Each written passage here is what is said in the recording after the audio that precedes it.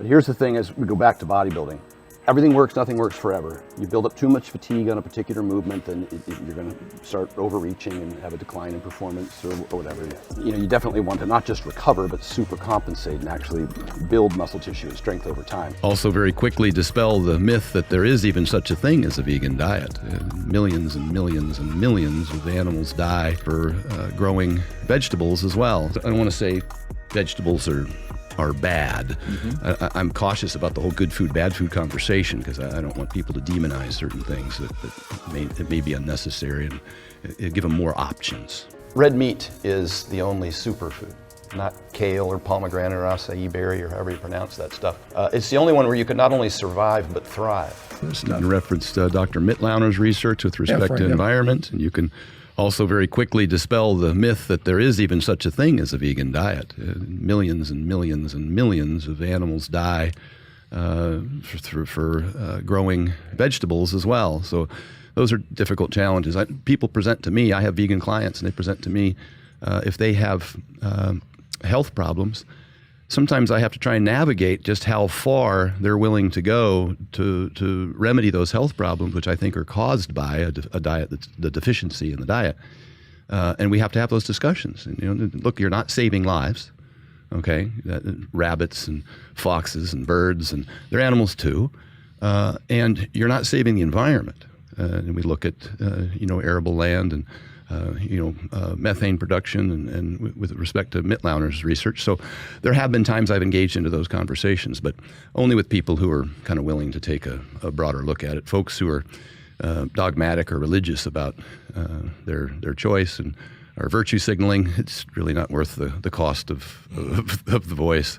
I talk about that. Your thoughts here with the carb in regards to carbs.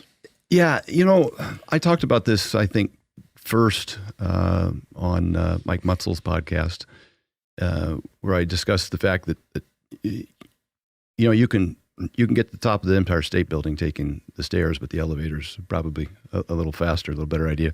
And then subsequently that on Paul Saladino's podcast, and I kind of went over the muscle physiology as we know it now, as compared to the way we used to think it. Again, as Sean said, specifically for that 1% of the population that's looking for optimum performance, anaerobic training in particular.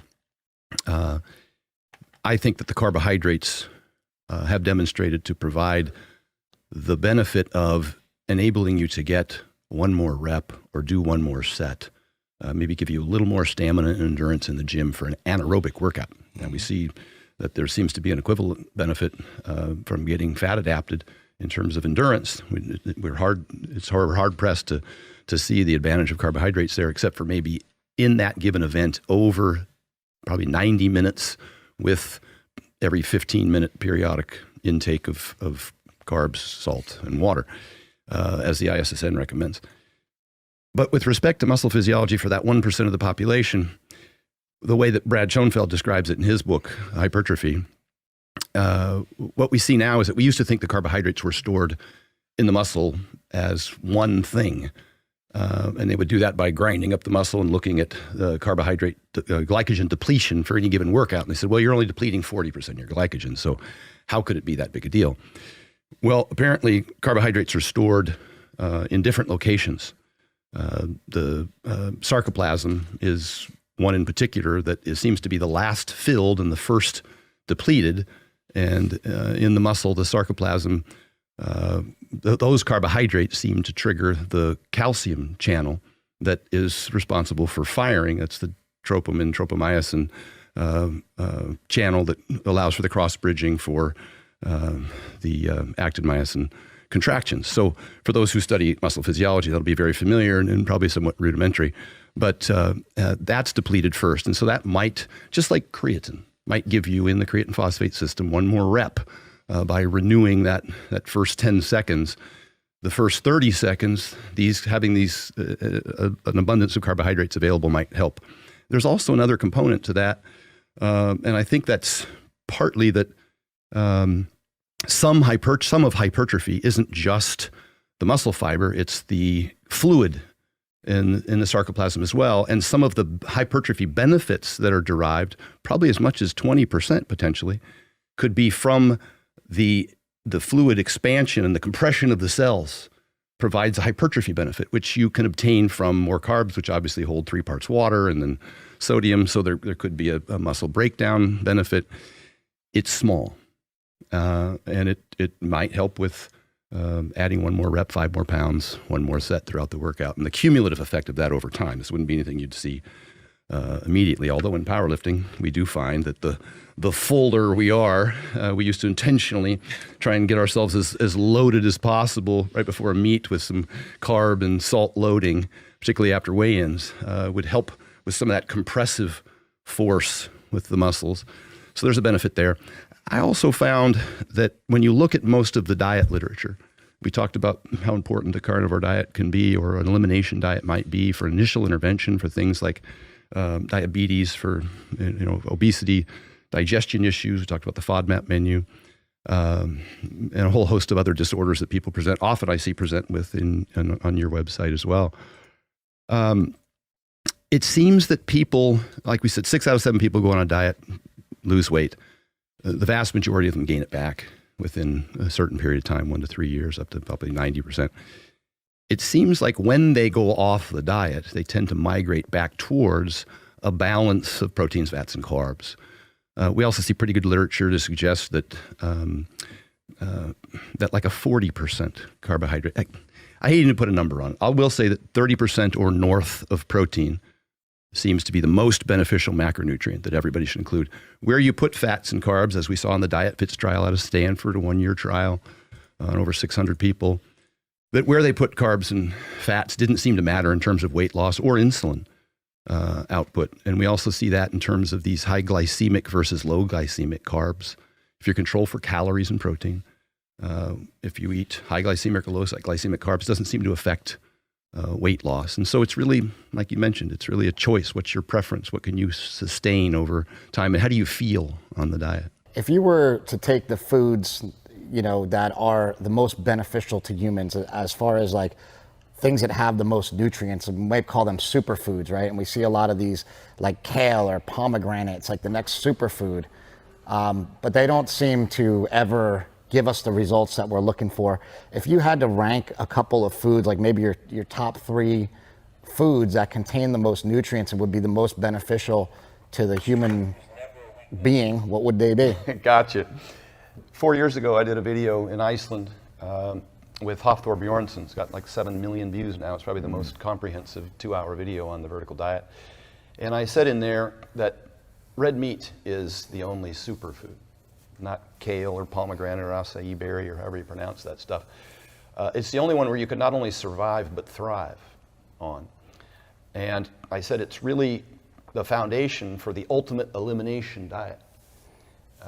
And there's a lot of folks out there who have significant autoimmune disorders or digestive distress, whether it's IBS or IBD or Crohn's or any of those digestive problems, who need an elimination diet and would go to a clinical registered dietitian and get an elimination diet as the prescription for remedying significant digestive distress. And Sean deals with a lot of these folks, of course, and I think most famously Jordan Peterson and his daughter.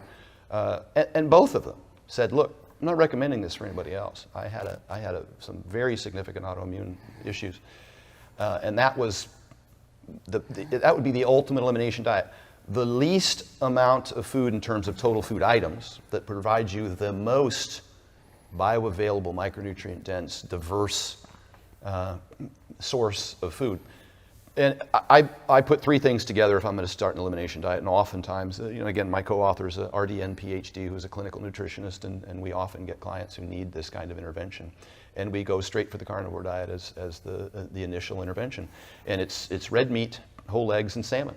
And even with the whole eggs, sometimes it might be the yolk and not even the white, because the avid in the whites might cause an allergy response that the yolks would not. And the salmon just for the omega-3s, because there's 200 times the amount of omega-3 in salmon than there is in beef. But that would be my foundation. That would be the 3 foods I would start with, initially at least, until we could see if we could get some relief from the symptoms and then reintroduce. Beef, Power Project family, it is grilling season. Now, I really don't know much about grilling since I use an air fryer at home. My boy Andrew does, though. So, since it's grilling season, it's time to get your hands on some Piedmontese beef. We love those glizzies. We love that beef. Andrew, tell them more about it. Yeah, guys. So like you mentioned, they do have those glizzies. Hey, yo! For those that don't know, that's just a hot dog, but it's all beef hot dog and it's amazing. My favorite thing to smoke is their prime rib though. And you know, it's grilling season. So dust off those grills, dust off those smokers, and head over to cpbeef.com and at checkout, enter promo code POWER to save 25% off your order. Links to them down in the description as well as the podcast show notes. Get your glizzy gobbler on. Talking to Matt Wenning last week, he's big on that too, and just even what you said, kind of sprinkling in everything, like everything you can utilize every style that we just went over. Because I've tried the Dorian Yates style training. I still don't think I did it correct because I just wasn't. I felt so fatigued, like my CNS, everything. It was like I felt like I was powerlifting all over again, but worse. I'm just like my body hurts, everything hurts, and then I just felt like I wasn't making progress. But like John Meadows, who you brought up, I'm a big fan of him. He talked about, I know Fuad Abiad, I'm not sure if I said his name right, but he was talking about John programmed him like two or three like super hard days and followed it with like pump days or like a super hard week and then followed it with like a pump week, which nothing was taken to absolute failure, just kind of push blood in there. So I'm like, the more people I talk to, the more I'm like, all right, there's not one set way to really do anything. Just kind of what works. Well, a couple things on that note, kind of the way Louis Simmons trained powerlifters. He would have a max effort day and then he would have a speed day. And so more fatigue, less fatigue. When I said that you want to work in all rep ranges, maybe if you train legs twice that week, you're only doing a heavy set of 5 on one of those 2 workouts.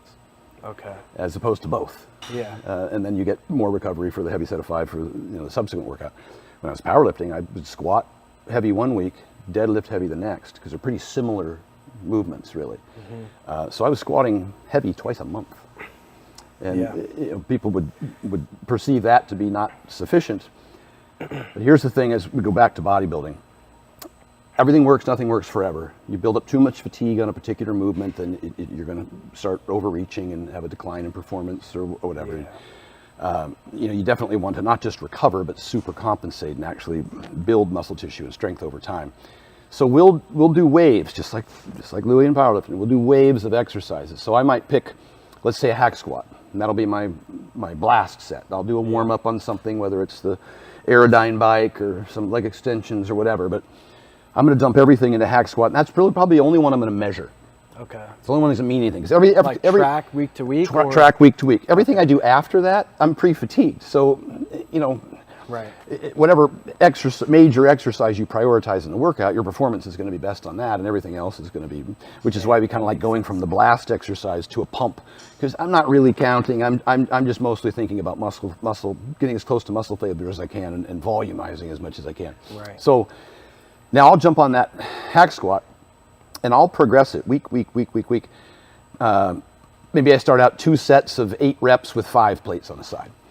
And then the next week, I do a set of 8 reps with 5 plates on the side, and then I do a set of 8 reps. I add a 6th plate to one side, or whatever, quarter each, whatever you want to do. And if I can't get the 8th rep, then next week I'll come back and try and do that again. As soon as I can get those 2 sets, now I'm adding weight maybe to the front end, and where I can just barely get 8 reps on the first set, and I know I'm not going to, maybe only 6 on the second set. Right. I stay there for a while till I get 8 and 8.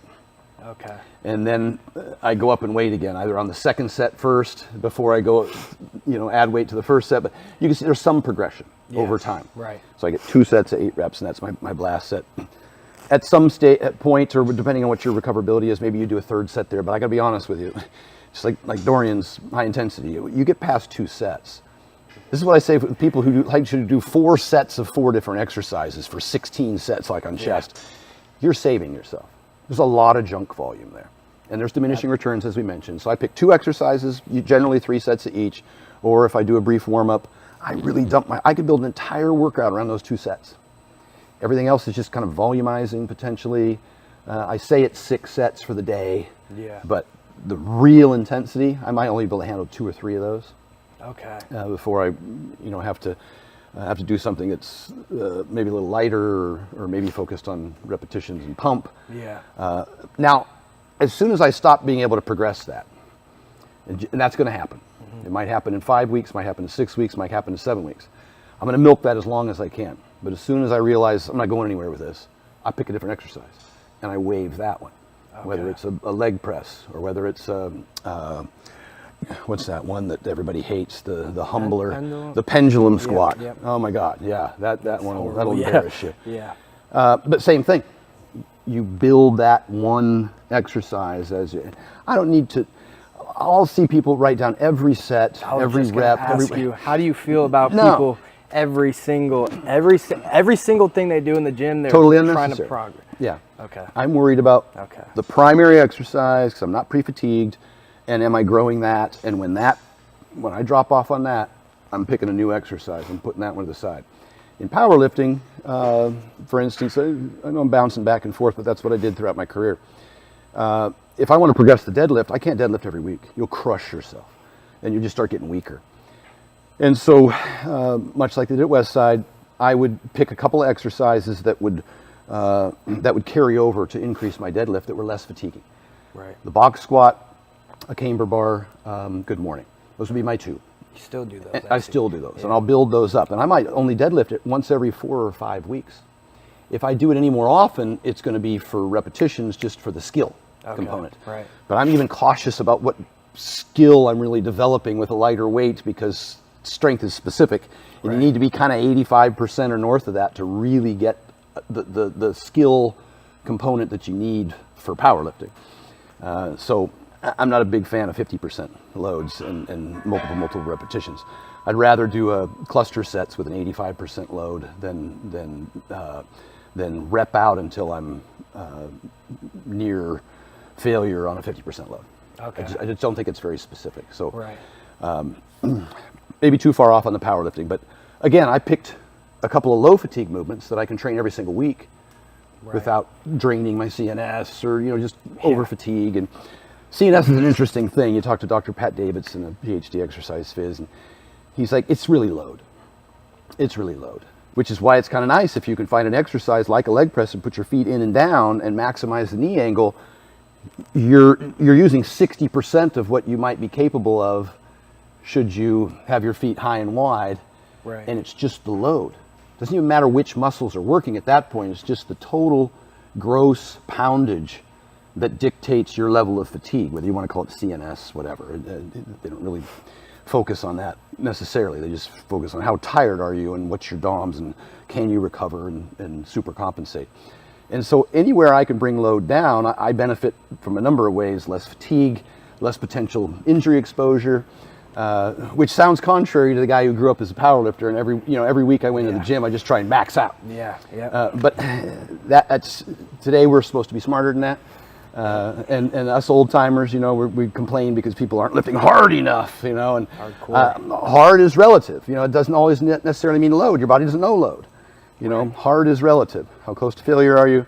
Can you find a particular exercise, especially in bodybuilding, where you're exposing that muscle and not recruiting 3 or 4 muscles to help you do more weight that might not necessarily benefit your weaknesses and tire you out? Does anybody need any supplements? I don't think so. Vitamin D is hard to get from food, and if you're in the absence of, if you're in someplace that's not very sunny, Seattle, where you just moved, that area where I lived for a long time, Alaska. You see this even in Russia and European countries. They have a lower vitamin D. There were some interventions in the UK where they supplemented vitamin D, and it actually helped with insulin sensitivity, which was a problem. They had some actually children that were suffering from insulin resistance. So in those instances where your vitamin D level is below, say 30, I think is the measure of subclinical, vitamin D might be something that you would want to supplement. Magnesium is also hard to get from food. That might be something you want to supplement. We see pretty good results from magnesium in terms of vitamin D absorption, sleep benefit. You get past that, and it's hard to say that you need supplements that you can't get from food. And one of the things I'm concerned about with respect to supplements, we saw this in the Linus Pauling era with mega dosing of especially of antioxidants and vitamins A and E, is that there actually was a toxicity created. There was actually a decrease in an increase in all-cause mortality. And I think it was the physician study where they studied like 40,000 physicians and they put them on multivitamins. It did not improve their health outcomes long term, although the author of the study said he still takes a multivitamin just because why not?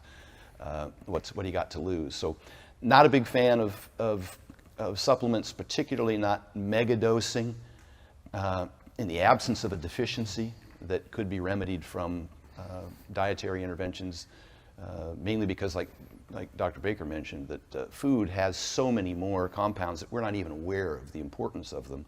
And so getting a diverse diet with micronutrient dense, highly bioavailable, easy to digest foods, and having sufficient hydrochloric acid, all those things I think would be better contributors than taking a supplement. And that's, not to say that some people don't get some performance benefits from supplements, such as creatine, or there's a few that can provide you some performance benefit, but that's a small percentage of the population with that specific goal. Like, what is the main reason, do you think, why, what are people looking at when they're concerned about cholesterol? Is it still attached to heart disease?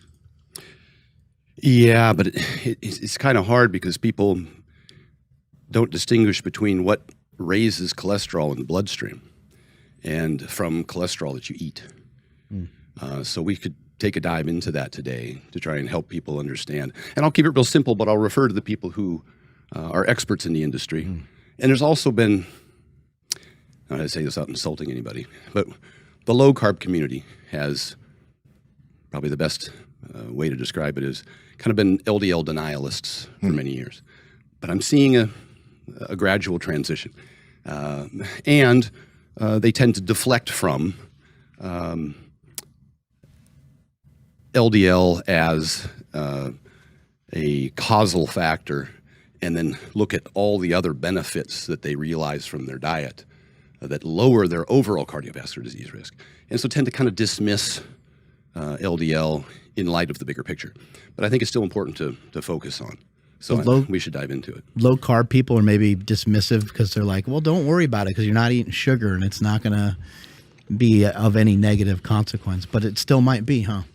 Yeah, I mean, and there's an overall risk it's many things that go into cardiovascular disease risk, including obviously you want to say BMI, but your body fat percentage, Yes. Your exercise, your sleep, your total dietary pattern, blood markers that we can talk about today, triglycerides, type 2 diabetes or insulin resistance, all those things obviously influence your hazard ratio for mortality risk. And so if you can improve all of those things and your total risk comes down, it's easy to say, well, maybe this isn't as important. But it's also important. Why wouldn't we address it if it's possible? And we can talk about the ways to do that still allow you to be low carb. And that, that would be something that I think would allow people to get the benefits of their low carb diet, all the things that they've realized, which we can talk about some of those benefits are. But at the same time, reduce their long-term cardiovascular disease risk. It's still the number one killer. So we should pay attention to it. Power Project family, your normal shoes are making you weak. This is why we partner with Vivo Barefoot Shoes, because they have a wide toe box, they're flat, and they're flexible. So with every single step you're taking, if you're taking a 10-minute walk outside, or when you're working out in the gym, your feet are able to do what they're supposed to do in this shoe. They have tons of options for hiking, running, training in the gym, chilling and relaxing, casual shoes for if you're out on a date. You need to check them out. And Andrew, how can they get it? Yes, that's over at vivobarefoot.com/powerproject, and you guys will receive 15% off your order automatically. Again, vivobarefoot.com/powerproject. Links to them down in the description as well as the podcast show notes. We did have Gabrielle Lai on. She did mention how, and I think he made a video using her clip, but she did mention how animal protein is superior to plant protein. So is that statement, is that false, or is it superior in some ways? Yeah, it depends on how you measure it in terms of it's the number of amino acids that it provides. But you look at, and Gabrielle Lyons, fantastic. She studied under Don Lehman. Don Lehman has himself said when the same thing that Simon just said is that Simon says.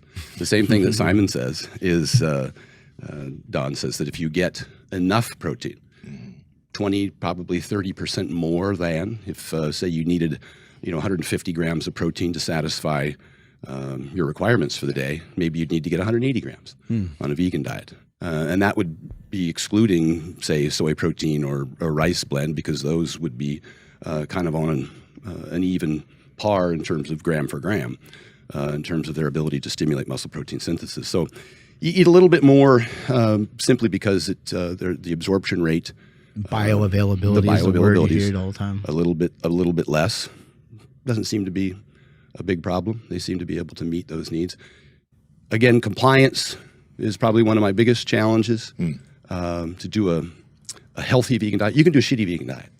You can eat a lot of ultra processed foods, and so to do a healthy vegan diet, I also have a little harder time, like with guys that are trying to gain weight, who may have some digestive distress on top of that, depending on how much fiber generally is what the challenge is. And you titrate that over time, be very careful to try to build that up. But ultimately, it becomes really difficult to eat the volume of food necessary just to maintain fuel workouts and grow. That's another challenge that I have. And so I probably have to end up throwing a lot of white rice at those guys. The foundation obviously is going to be your protein. It's going to be your potassium-rich fruits and vegetables, et cetera. And then at some point, it's just I got to get the calories in order to meet my demands. How about sodium? I've been very curious about that because pre-jiu-jitsu, I'll take, so like right when I wake up, I take some sodium. So I take some electrolytes, so 1,000 milligrams, and then I'll take another shaker cup full of another 1,000 milligrams. And then post-workout, I'll have one of these big guys right here, and it'll have 2 in it. So what is that, 4 already? Yeah.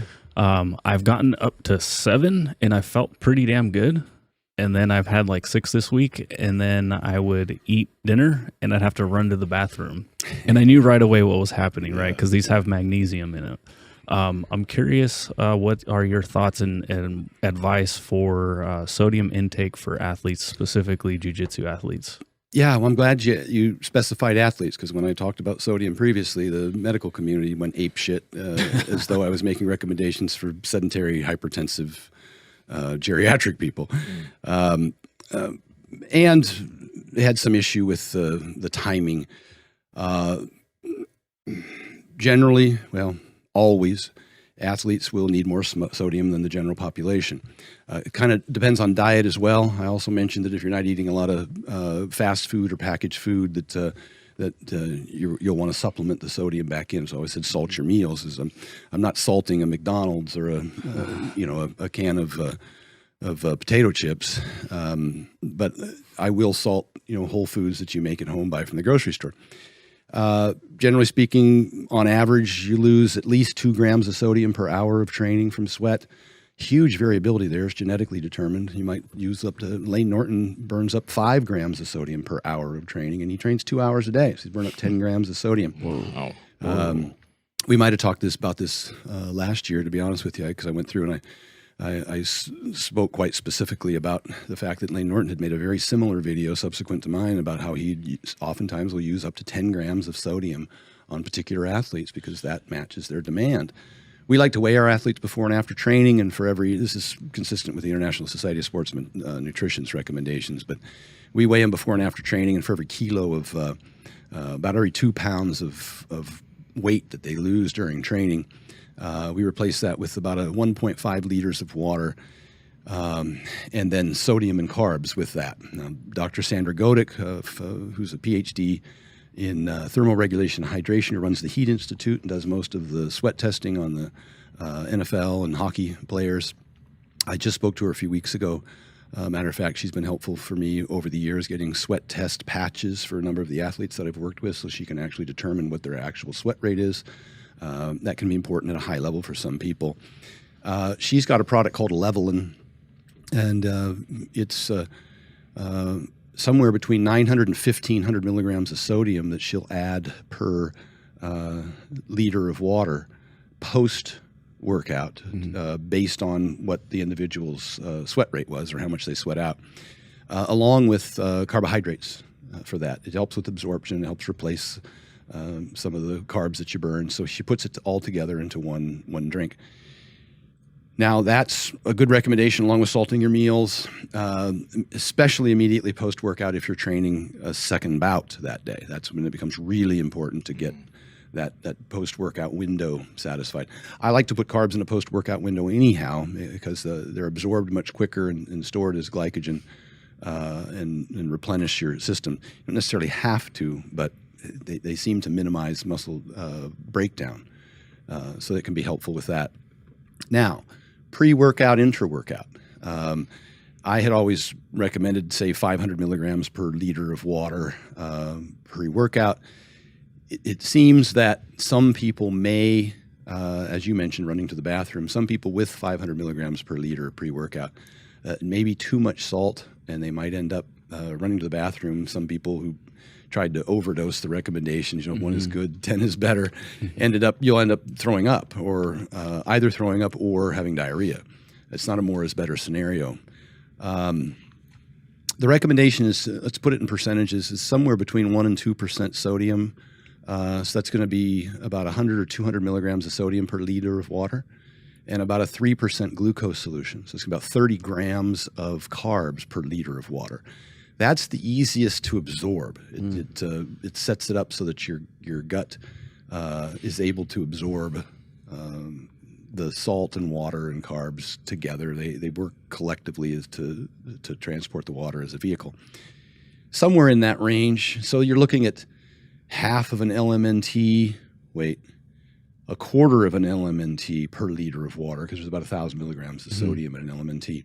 Or liquid IV is only 500 milligrams, probably half liquid IV per liter of water would be an example, and then 30 grams of dextrose. You put too much sugar in, like a lot of the Gatorades, et cetera, it can stimulate the kidneys to release water. You end up over peeing.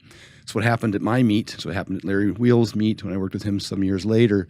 I was downing, was it Pedialyte or Gatorade? I think Gatorade. Really high in sugar, not necessarily nearly as high in salt. It's made for taste more than anything. And too high in sugar, too low in salt. I started pissing every 5 minutes and ended up dehydrating myself and cramping. And that's when Mark and Jesse jumped in with Nun tablets and got me rehydrated. So there's definitely a benefit. I get extraordinary feedback that people who start to implement this have much more stamina and endurance. Their performance improves. There may be a lot of people that don't come to training sufficiently hydrated, and this protocol, it may just be the hydration more than the salt, that are drinking sufficient water. But at those doses, it's very well tolerated. Larger athletes can probably tolerate more and may need more. I'm always cautious about the salt concentration. That's the biggest problem with foods. Packaged foods that are high in salt don't have any moisture or any water with them. So you're getting a lot of salt with no water. The salt concentration, the amount of salt diluted in the amount of water, can, a really high salt intake with not enough fluid can have an adverse effect on the endothelial lining. And so that's a secondary concern, or even potentially increase some cancers of the stomach, which we see in Japanese populations who eat a ton of fish and tend to salt a lot of their food. Cautious, not a more is better scenario. Use it as part of a athletic program responsibly, probably the bulk of it. Throughout training, I might also mention, you want to try and sip. You're probably better off getting 8 ounces every 20 minutes rather than gulping a huge amount of it. Especially if your bout exceeds an hour and a half. If it's a really long bout of training, you will and should have some weight loss during training. You're not trying to stave off all of the weight loss. You don't want to be over consuming water during whatever exercise. Football practice, soccer, et cetera. Some of those sessions go well over an hour in pads, lots of sweating. You're better off drinking something 15 to 20 minutes in a 6 to 8 ounce portion. Okay. Yeah, I was actually surprised at the amount that you recommended for intra workout, because like I'll have days where I'm feeling a little tired from the morning workouts and stuff, and then so I'll pound a bunch of electrolytes and I'm like, oh, I feel better. Same thing, if I feel good off of 4, then I'm going to have 5 and 6, and maybe I'll have 2 before or during my workout or whatever. But thankfully I never did that, because I'm like, I just need to slow down. So the thought of taking even less than what I'm already taking, like I'm going to definitely give that a shot, because like I said, I feel great like afterwards when I do kind of ramp up the electrolytes and the sodium. But then when I do a little, like probably like the 1 or 2 too many, that's when it cleans me right out. And like I said, what was interesting though is like I did 7 and I was like, oh my God, like maybe I really do need this much.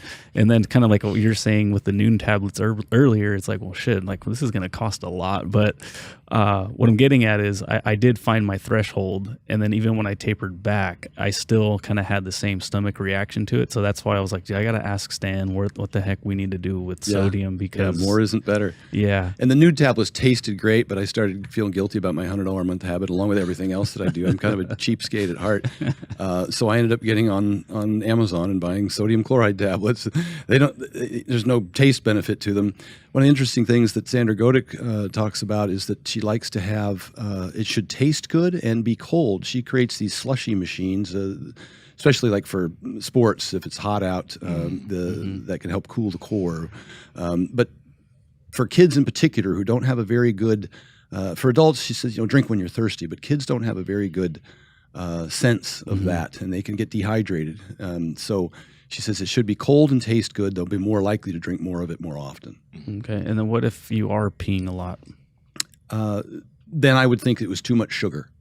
Okay. That would cause you to start peeing too much. Okay. Because I'm on my, so this is going to be my second one of the day, and I feel like I could handle like another 2. Yeah. Like, because I'm just, like I said, this morning was a really, really good session, like head to toe dripping in sweat.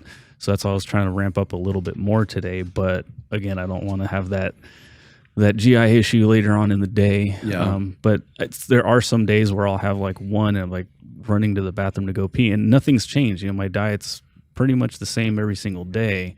Just maybe I guess I hydrated more the day previously, and now my body's like, we're good.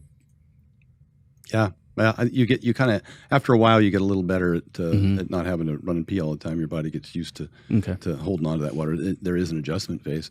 Well, it was interesting. One of your lifters yesterday came up to me and he was talking about, Stan, I get up like twice a night and pee. Is that a problem? And I'm like, well, what's going on right now? A lot of times, bodybuilders, powerlifters, strongmen, football players, et cetera, they have to eat a lot of food and drink a lot of water throughout the day. And I know the conventional advice would be to, cut off your water intake after 4 or 5 p.m. And as an athlete, you don't necessarily want to do that. You want to stay hydrated and keep hydrated, and you want to go to bed thirsty. And so I said, really, the only alternative is the story I told you back when Flex Wheeler was making me drink 2 gallons of water a day, which I think was too much. And I had this little, what do you call those little plastic KitchenAid garbage cans next to my bed. So I wouldn't have to get up, take my CPAP off, walk to the bathroom, turn on the light. What? I would just do the whole rollover. Come on, dude. I'm telling you, brother. I'm telling you. By the time you get up 2 times a night, take off your CPAP, walk to the bathroom, turn on the light, and it's so much easier. I'm telling you. You just had a catheter installed, man. No, I'm not going that far. But my 92-year-old pops, again, I mentioned he lives with me. Of course, he has one of those because he can't get up on his walker in the middle of the night and walk all the way to the bathroom. And so he's got one of those little plastic, hospital bed type of things hanging there so he can go to the bathroom. And then when my 9-year-old son recently broke his leg, same kind of thing. He couldn't get up and walk to the bathroom in the middle of the night, and I certainly didn't want to get up and carry him there every night. So he ended up with one of those little plastic bottles. And so that's what I told your lifter last night. I said, brother, you get one of them little plastic bottles, your problem's solved. I said, you hardly even have to turn over, you could probably just lay right where you're at and dart and hang it over into the can. No, that's Andrew. Yeah. Amazing.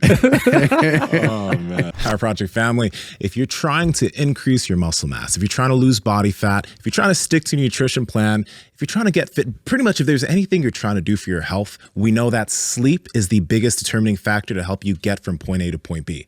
That's why we've been sleeping on 8 Sleep mattresses for probably more than 2 years now. And the main reason is the technology behind the Pod Pro.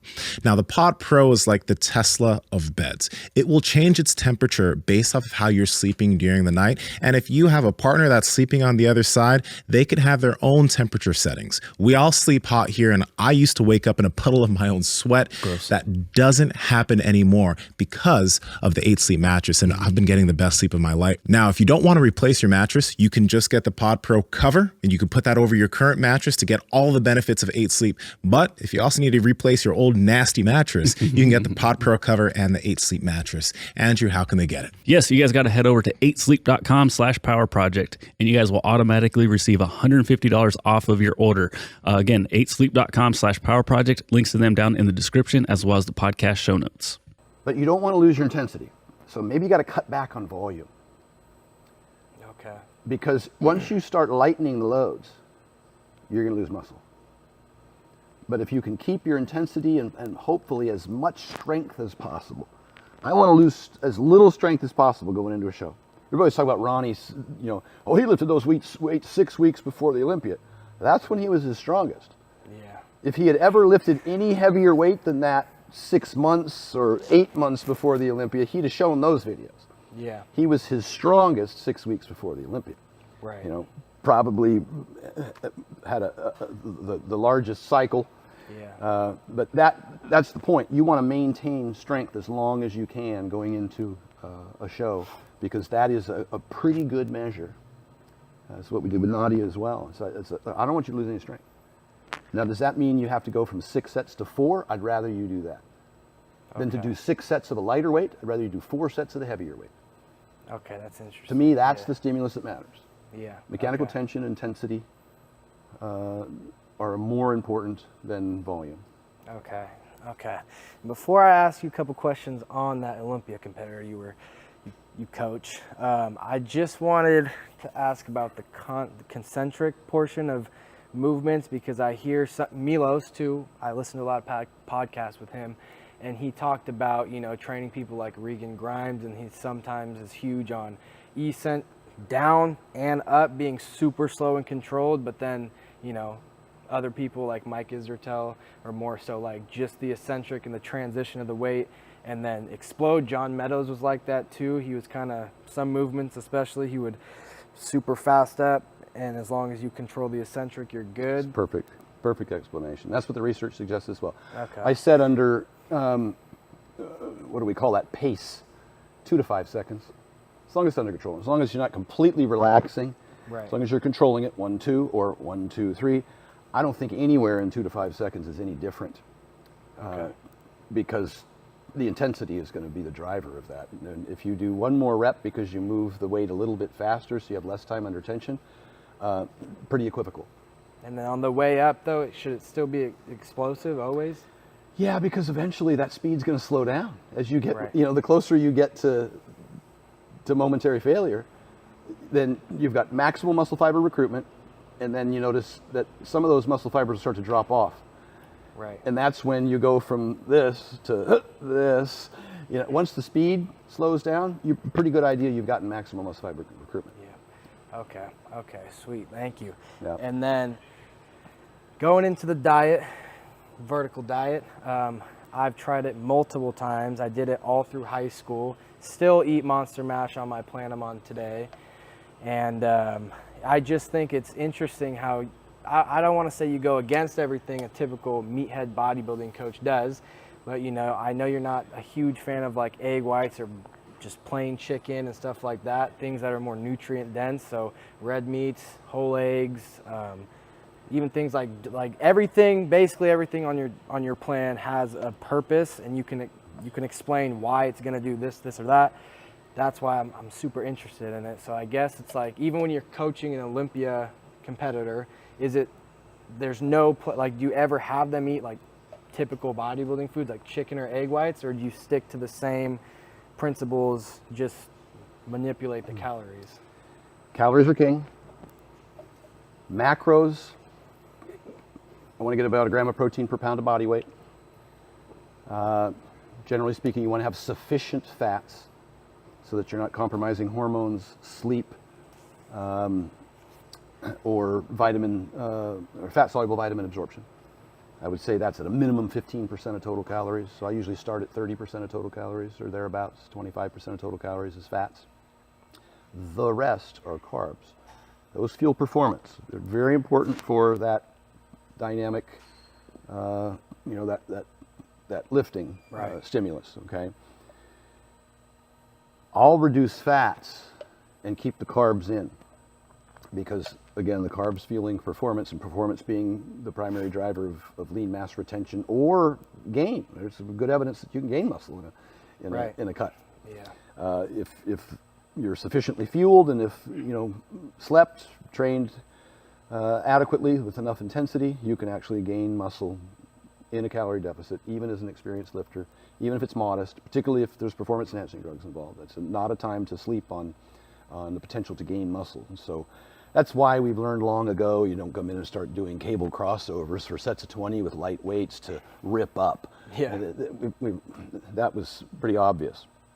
Calories are king. Macros, I just talked you through what the macros are. Now we get into micronutrients. And if you over-restrict things like egg whites, tilapia, and broccoli with a scoop of peanut butter, which is, I just gave you the pretty typical guru bikini girl diet. Yep. Then we see a whole host of things happening at a time at which your body is demanding, you're demanding so much of your body. You're utilizing so many more micronutrients than, say, even a sedentary person. You have a much higher demand. Particularly for women, iron, of course, is very commonly a deficiency. That's why the red meat's in there. Now you can get, like with Nadia, we started at New York steak, and then we went to a top sirloin, then we went to a grass-fed sirloin tip, and those are just leaner and leaner meats. Eventually, you get to a Piedmontese beef, that's got less than 2 grams of fat in it, Right. but it has all the iron, and it has the creatine and the carnitine and the zinc and the B12, and to a much greater degree as a percentage than, say, a chicken breast. So even equating for calories, now I'm getting a more micronutrient dense product. And if you want to take a multivitamin, take a multivitamin. But there's something to be said for the constitution of food and these cofactors, the way they work together, that aid in absorption and prevent deficiencies and surpluses that might otherwise, like when you supplement vitamin E and vitamin A, we found that is actually counterproductive. And so I like to get them from foods, especially with women. You keep the yolk in there because it's got the biotin. That's for skin, hair, and nails. And the choline is great for the liver. Now I might decrease the total fat load by doing an egg white blend, but I would never completely take the yolk out because its value in terms of micronutrients. Potassium is another huge one for energy, and so I would stick with the potato as twice the potassium of a banana. Fruit. A lot of these guru diet coaches will tell women to take fruit out. They'll tell them to take red meat out. They'll tell them to take dairy out. Where are they getting their 1,000 milligrams of calcium from? And this is a woman who's training for a show in a significant calorie deficit. And one of the things we know in particular about women is they often suffer from the female triad, and one of those things is osteoporosis, along with amenorrhea, cessation of the menstrual period. And iron deficiency, and oftentimes now a suppression of thyroid function, which is very common with weight loss anyhow. So you're going to need to get sufficient sleep. Iodine, another micronutrient that I purposely put in there, either whether it's iodized salt. I know people, they love to talk about the micronutrients in pink salt, but you'd need to consume a hell of a lot of pink salt to get any meaningful micronutrient value from that you could get in the spades from all the foods that I just mentioned. That's not the source that you'd go to. I put in cranberry juice just because it's very rich in iodine. But if calories become a concern at some point, then back to iodized salt, stimulate the thyroid. Now we don't got hair falling out, which is very common in these pre-contest diets. So Yeah, I'm pretty specific about what I recommend, and then the rest of it's really digestion. I have steered towards introducing people towards a low FODMAP menu, so they can see which foods cause them, might be less likely to cause them bloating. It's not a prescription for everyone, but for those people with IBS, it's very individualistic. It's just my experience that whether bulking or in a significant calorie deficit pre-contest, that lots of high FODMAP foods can cause a significant amount of distension and gastric distress and bloating and that kind of thing. And so those are, short-term interventions to accomplish a particular goal. Right. But generally speaking, I don't like to demonize any foods in particular. I got to be careful going full Monty on just animal products. I don't want to demonize foods. Best diet's the one you'll follow. There's plenty of those foods that people tolerate very well. Again, I said it's, even with respect to the FODMAP menu, it's individualistic. Not everybody has these digestive issues. It's dose dependent. A certain amount of training is hormetic. Too much could certainly be injurious. Same thing could be true of any vegetable, fruit, grain, etc. And some of that may be actually beneficial in small amounts. We talk about sulforaphanes and broccoli, et cetera, I just don't like the idea of megadosing, and I think that a lot of the studies suggest that there's more of a positive benefit to fruit than vegetables when you look at some of the epidemiology anyhow. So I'm cautious. How it's prepared matters, and it can be cumulative in nature, and so I am cautious because that is how it affects me. But with respect to, and we know so very little about this, I hate even to bring it up, but the gut microbiome and its potential need for fiber, prebiotics in particular, so that it doesn't start eating away at your own mucosal layer. And so I got to be cautious and suggest that fiber in one form or another, and that's why in the vertical diet I do recommend both probiotics and prebiotics, and I put in low FODMAP prebiotics such as potato and carrots in particular, and some spinach and those kinds of things, and yogurt for probiotics and calcium. But I'm just cautious. I can't go full Paul Saladino here. And God love you, Paul. I love Paul. I've been on his show.